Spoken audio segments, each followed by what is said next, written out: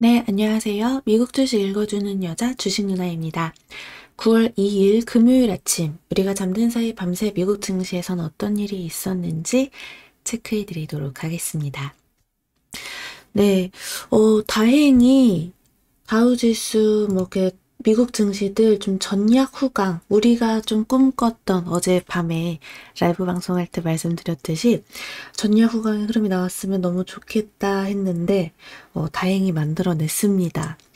다우지수 플러스 0.46%, S&P 플러스 0.30%, 하지만 나스닥 지수는 그렇게 크게 끌어올리진 못했어요. 물론 이렇게 양봉 캔들로 올려냈긴 했는데, 이, 반도체주 급락에 따라서 나스닥만 반등에 실패했습니다. 어제 우리 방송 중에 로즈마리 님이 체크해 주셨던 대로 AMD, 엔비디아 이슈 때문에 엔비디아, AMD 각각 7%대, 2%대 이렇게 급락하는 흐름이 나와서 나스닥 지수는 조금 약하게 마무리가 되었다라고 보시면 될 것 같아요. 이날 뉴욕 증시 페드의 긴축 경계감 지속됐지만 8월 고용 동향 보고서 발표를 하루 앞두고 관망세가 짙어진 가운데 최근 지수 급락에 따른 반발 매수세가 조금 유입되었다라고 볼 수 있습니다. 그렇게 혼조세로 장을 마감을 했어요. 그리고 다음 주 월요일은 미국장이 휴장일이죠. 오늘 밤은 열립니다. 2일에 발표되는 이 8월 고용 동향 보고서에 대한 경계 심리가 이어지는 모습이었는데요.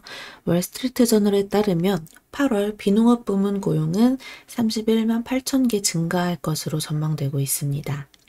실업률은 3.5%로 전월과 동일할 것으로 예상되고 있고요.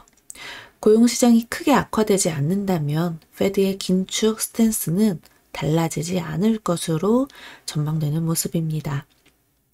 이날 발표된 고용지표는 양호한 모습이었습니다. 미 노동부에 따르면 지난주 신규 실업수당 청구자 수가 계절 조정 기준으로 전주 대비 5,000명 감소한 23만 2천 명을 기록했습니다. 이는 3주 연속적으로 감소한 것이었고 월스트리트 저널이 집계한 시장 예상치 24만 5천 명도 밑돌았던 수치입니다. 하지만 다른 경제 지표는 조금 엇갈리는 모습이었는데 이 S&P 글로벌이 집계한 미국의 8월 제조업 구매관리자 지수는 51.5로 전월 대비 소폭 하회했지만 여전히 50을 웃돌면서 제조업 확장세를 이어갔습니다. 전미공급관리협회가 발표한 8월 제조업 구매관리자 지수가 52.8을 기록해 확장세를 이어갔지만 그래도 2020년 이후 최저 수준을 나타냈습니다. 페드 긴축 경계감은 지속되는 모습입니다. 계속해서 이제 미국 2년물 국채금리 장중 3.55% 선까지 급등하는 등 지금 15년 만에 최고치를 또다시 경신했습니다. 10년물과 30년물도 계속 급등세를 보이고 있습니다. 그래서 이 9월에도 역시나 페드가 금리를 0.75%포인트 인상할 가능성이 지금 계속해서 높아지고 있는 추세입니다. 또 하나 뉴스가 있었죠. 조 바이든 미국 행정부가 미국 반도체 대기업인 엔비디아와 AMD의 AI용 최첨단 반도체 중국 수출을 중단하라고 통보했습니다. 그 소식에 반도체 관련주들이 약세를 보인 게 증시의 부담으로 작용이 되었죠. 엔비디아는 규제 대상 반도체가 AI를 비롯한 데이터 센터용 첨단 반도체인 A100 그리고 현재 개발 중인 H100 반도체에 국한돼 있어 매출 타격이 이번 분기 약 4억 달러 수준에 그칠 것이라고 전망했습니다. 이에 따라서 엔비디아 주가가 7% 넘게 이렇게 급락을 했고 AMD도 2% 넘게 급락하는 흐름이 나타났죠. 그리고 원유를 보면요. 지금 계속해서 연속적으로 급락하고 있습니다. 중국의 코로나19 재확산 등의 급락하는 흐름이 나타났다라고 볼 수 있는데 전거래일 대비 마이너스 3.28% 하락한 86.61달러에 거래 마감되었습니다. 그래서 업종별로 봤을 때는 아무래도 하락 업종이 더 많았는데 그래도 일단은 조금 지수가 반등, 하방에서 아랫꼬리 달고 쭉 반등이 나타나면서 다시금 흐름을 살려내는 종목들도 보입니다. 철저한 종목 차별 장세라는 점을 우리가 계속 체크하면서 공부해 나가야겠죠. 대형 기술주들도 다행히 반등에 성공을 했고요. 그래서 테슬라, 애플, 아마존, 메타, 구글 등 모두 다 또 플러스 전환되었다라는 점 체크하시면 되겠고, 모더나 같은 경우 플러스 5%대 지금 나왔는데 캐나다의 코로나19 백신 승인 소식이 있었습니다. 그에 따라 5%대 상승을 했고, 그리고 화이자랑 바이오엔테크도 동반 상승했다라는 거 체크하시면 되겠습니다. 그리고 또 하나 좀 눈에 띄는 게 가상 컴퓨팅 플랫폼 기업인 뉴타닉스라고 있는데 이 회사가 시장 예상치를 상회하는 매출이랑 주당 순이익을 기록하면서 29.13% 급등하는 흐름이 나타났습니다.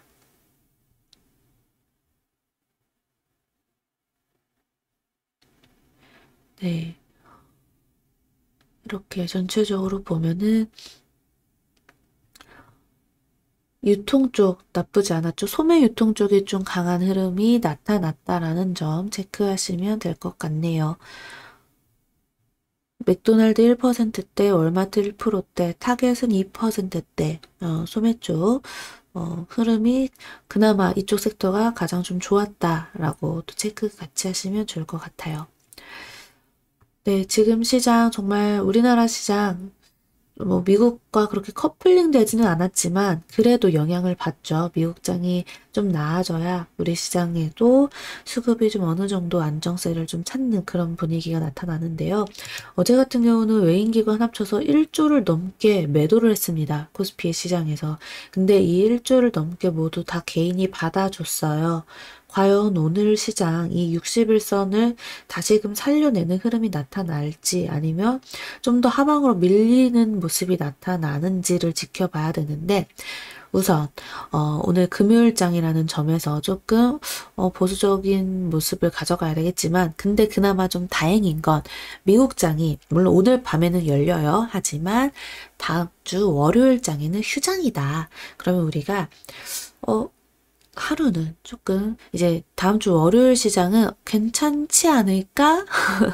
이런 기대감에 오늘 시장 만약에 좀 더 빠진다 해도 분할 매수로 접근하는 거는 나쁘지 않겠다라는 입장입니다. 물론 종목 차별로 가기 때문에 분할 매수를 하려고 하더라도 외국인과 기관의 수급이 좀 어느 정도 살아있고 붙어있는 종목을 골라내야겠죠. 그리고 추세가 어느 정도 우상향으로 21선 기준으로 좀 강하게 살아있는 종목을 보면 더 좋겠고요.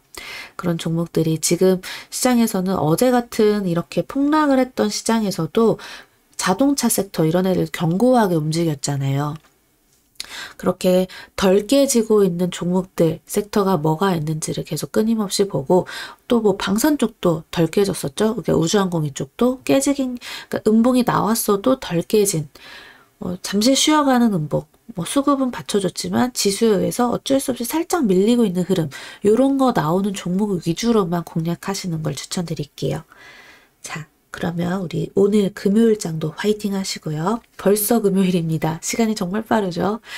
우리 오늘은 방송은 없지만 그래도 우리 어제 공부한 대로 어제 공부한 종목도 한번 쭉 관심 종목에 넣어두고 흐름 저와 같이 공부해요. 그리고 자리가 온다. 노려보는 겁니다. 지금 아직은 쫄지 말고 트레이딩 해도 괜찮고 그리고 우리가 좀 길게 본다면 계속해서 인버스는 오히려 떨어지면 줍줍하는 전략 계속 가져갈 거다라는 거 아시죠? 분할 매수 전략으로 한번 체크해 보도록 하겠습니다.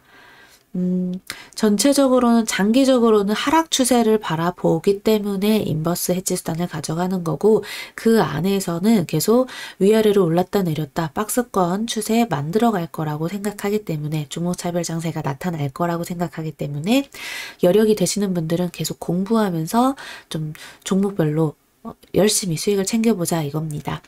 시간 안 되시는 분들, 지금 나는 좀 여력이 없다 하시는 분들은요, 뭐 그렇게 잦은 매매할 필요가 없어요. 하지만 전체적인 시장의 흐름을 봤을 때 어느 정도 해지 수단은 꼭 챙겨가면 좋다라는 점 같이 공부하면 좋겠습니다. 자, 그럼 우리 주말도 잘 보내시고 다음 주 월요일 밤 9시 라이브 방송에서 만나도록 할게요. 물론 그 전에 미국 증시 마감 브리핑에서 만나겠죠? 주말 잘 보내시고 우리 또 만나요. 건강관리 잘하시고 오늘도 좋은 하루 보내세요.